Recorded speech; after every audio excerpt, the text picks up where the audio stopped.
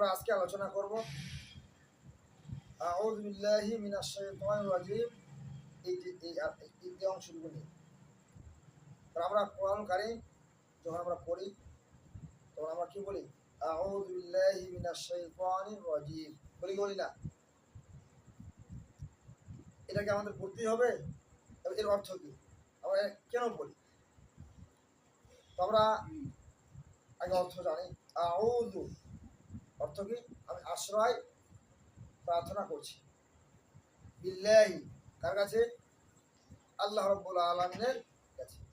তাহলে আউযু বিল্লাহি, আমি আল্লাহ রাব্বুল আলামিনের কাছে আশ্রয় চাচ্ছি বা আশ্রয় প্রার্থনা করছি। মিনাশ শাইতানির রাজিম, বিতাড়িত শয়তান থেকে। মিন মানে থেকে, শয়তান মানে কি? শয়তান। রাজিম মানে কি? বিতাড়িত। কেন বিতাড়িত বললাম? অনুবাদ ইনি আগে কি ছিল? ইবাদত গুজার ছিল। আদম আলাইহিস সালামকে সিজদা করে আল্লাহ তাআলার বিধান অমান্য করেছে শয়তান। এই শয়তান কিন্তু ভালো ছিল আগে, এই অমান্য করেই শয়তান হয়েছে। কথা বুঝতে পেরেছো? আলাদি ইবলিশ, ইবলিশ শয়তান এখানে কি ছিল? ভালো ছিল, ইবাদত করতো। কিন্তু যখন আদম আলাইহিস সালামকে সৃষ্টি করলেন, করার পরে সকল ফেরেশতাদের কি করলেন? সেজদা করতে বললেন, তখন কি করলেন? এই সবাই সেজদা করেন। এই কি করে নাই? আর ইবলিশ কিন্তু কিসের তৈরি? এবং এই জিনদের অন্তর্ভুক্ত। ফেরেশতা আর ইবলিশ কিন্তু এক জাতি না। বুঝতে পেরেছ? ফেরেশতারা নূরের তৈরি। কিসের তৈরি? নূরের। আলোচনা করা ইনশাআল্লাহ তোমরা জানতে পারবে।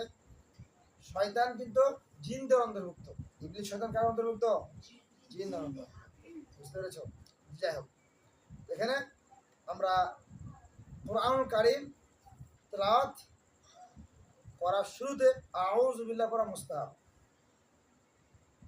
অনেক ওলামায়ে কেরাম বলেছে কি মুস্তাহাব। আবার তাফসীর ইবনে কাসির, ইমাম ইবনে কাসির রাহিমাহুল্লাহ ওয়াজিব বলেছেন। কি বলেছেন? কুরআনুল কারীম তেলাওয়াত করার জন্য বা শুরুতেই কোরআন যখন আমরা পাঠ করি, এই যে পাঠ করি না আমরা, পাঠ করার শুরুতে আমরা কি বলি? আউযু বিল্লাহি মিনাশ শাইতানির রাজিম বলি কি বলি না? এটা আমরা ওয়াজিব। এই দলিল কি? সূরা নাহলে আছে, আল্লাহ রাব্বুল আলামিন বলেন ফাইদা ক্রাআতাল কুরআন ফাস্তাঈদ বিল্লাহি মিনাশ শাইতানির রাজিম।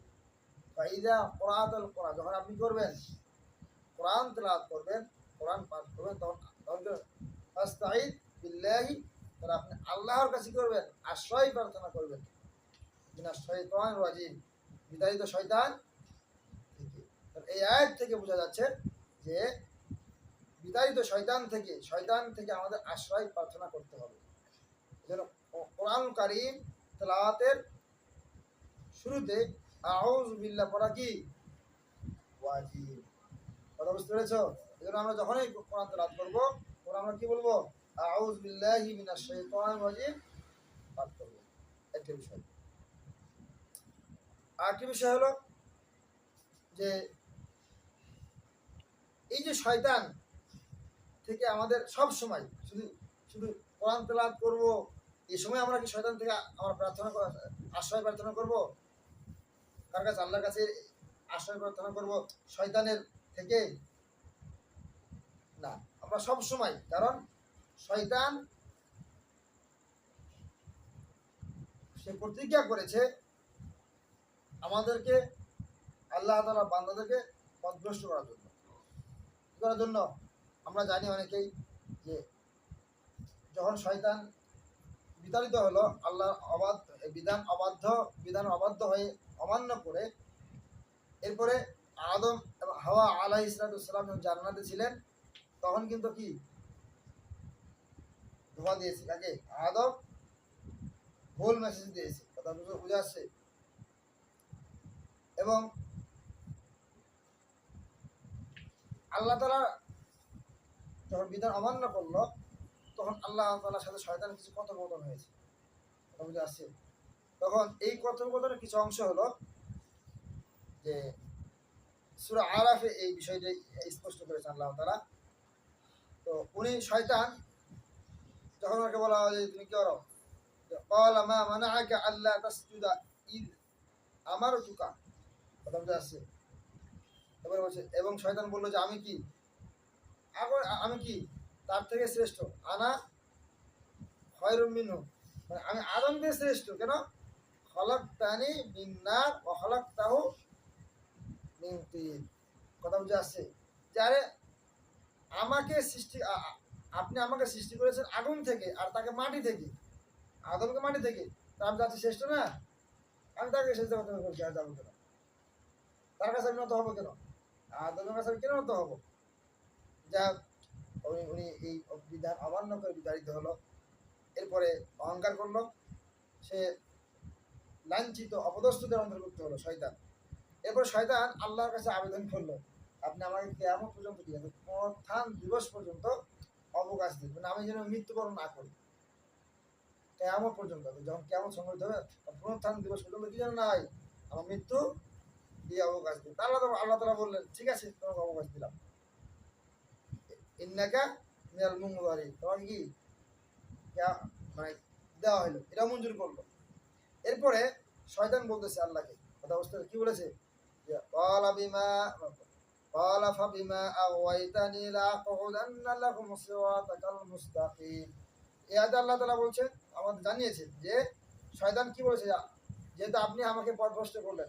এরপরে এখানেও শয়তান কি আল্লাহ কি করছেন, দোষ আরোপ করছেন। শয়তান তো শয়তানি, নিজের মানে অহংকারের কারণে তার যে পতন হলো, অহংকার পতনের মূল বলো না, এই যে এখানে আল্লাহ এই কথাও বলেছেন যে কি, যে আন তাকাব্বারা ফিহা, মানে শয়তান এই অহংকার করেছে।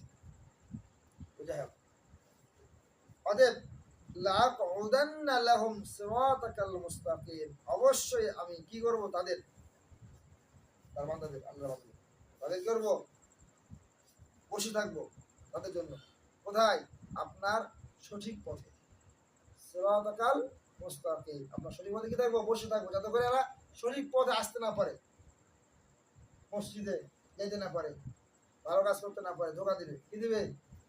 এমন লোক আছে, হ্যাঁ, অশ্বাসার লোক থাকে না, কিছু উজু করছে না হয় নাই, আবার উজু করে না হয় না, আমি দেখেছি, হাই রে বেচারা, আমার উজু করতেই আছে, এরপরে তার উজু কি হয় না, না আবার উজু করে। শয়তান বিভিন্ন ধোকা দেয়। যাই হোক, লম্বা আলোচনা আছে। এরপর বলছেন অতঃপর আমি সুম্মা লাআতিয়ান্নাহুম মিন বাইনি আইদিহিম ওয়া মিন খালফিহিম ওয়া আন আইমানিহিম ওয়া আন শামাইলিহিম ওয়া লা তাজিদু আকসারাহুম শাকিরিন। এরপরে শয়তান বলছে আমি অতঃপর আমি করব তাদের কাছে আসব মানুষকে ধোঁকা দেওয়ার জন্য। ধোঁকা দিব কিভাবে? তার সামনে থেকে, পিছন থেকে, ডান দিক থেকে, বাম দিক থেকে আমি করব, আসবো বা আক্রমণ করব, ধোঁকা দেওয়ার চেষ্টা করব, অশ্বাসা দেওয়ার চেষ্টা করব।